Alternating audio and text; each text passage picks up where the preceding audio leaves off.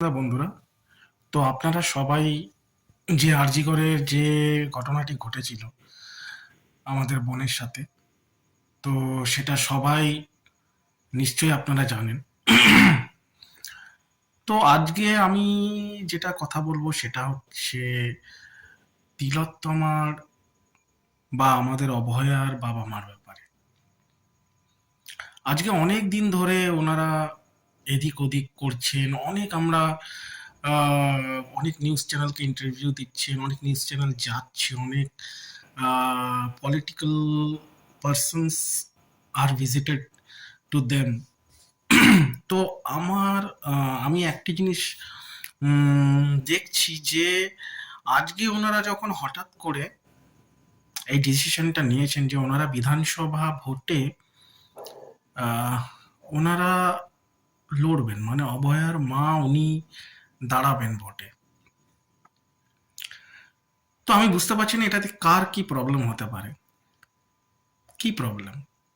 মানে উনি ভোটে দাঁড়িয়ে গেল, তারপরে আপনি আপনার পরিচয়টা দেবেন, আপনার ওনাকে একটা বাজে কমেন্ট করে। আপনি মানছি আপনি একটা কোনো পার্টিকুলার বিশেষ কোনো পলিটিক্যাল পার্টিকে সাপোর্ট করেন, কিন্তু তা বলে আপনি কি করে আপনি ওই রকম ভাষা আপনি লিখতে পারেন একটা মায়ের ব্যাপারে,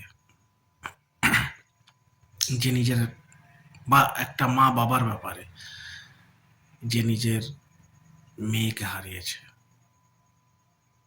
প্রতিষ্ঠিত মেয়ে, যার কোনো দোষ ছিল না।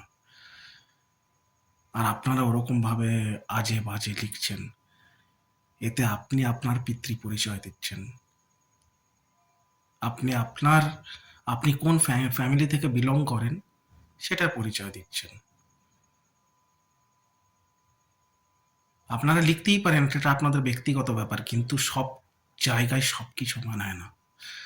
আপনি যেই ব্যক্তি দুজনকে লিখছেন, একবার নিজেকে ওই জায়গায় বসান, তারপরে বুঝতে পারবেন যে ওনারা কি যন্ত্রণায় আছে। সেটা আপনারা বুঝতে পারবেন না। আর আই এম 100% শিওর ওনারা কোনো রাজনীতি করার জন্য ওনারা আহ, দাঁড়ায়নি ভোটে। ওনাদের ইন্টেনশন ইজ ক্লিয়ার। যারা একটু বুদ্ধি আছে মাথায় তারাই বলতে পারবে, কিন্তু তারা যারা অন্ধভক্তের মতো কোনো পার্টিকে, মানে একদম অন্ধের মতো কোন কাউকে সাপোর্ট করে, তারা বুঝতে পারবে না এটা। বোঝার ক্ষমতা নেই। অশিক্ষিত দল সব বোঝার ক্ষমতা নেই। শিক্ষিতরা এটা বুঝতে পারবে যে উনি কেন কেন উনি ভোটে দাঁড়ালেন। যেটা অশিক্ষিত মূর্খদের বোঝার ক্ষমতা নেই। যারা অশিক্ষিত মূর্খ তারাই ওনাদের বাজে বাজে কমেন্ট করছে। কমেন্টগুলো দেখছি, খুব খারাপ লাগছে।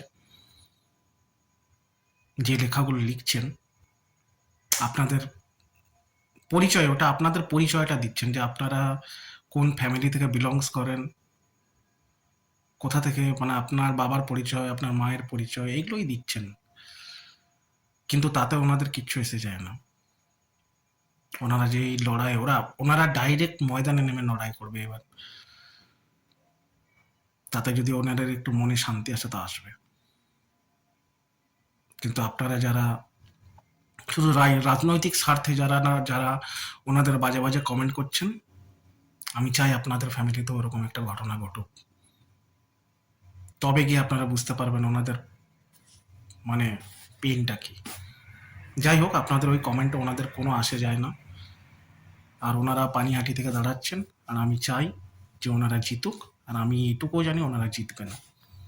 বেস্ট অফ লাক কাকু কাকিমা। ধন্যবাদ।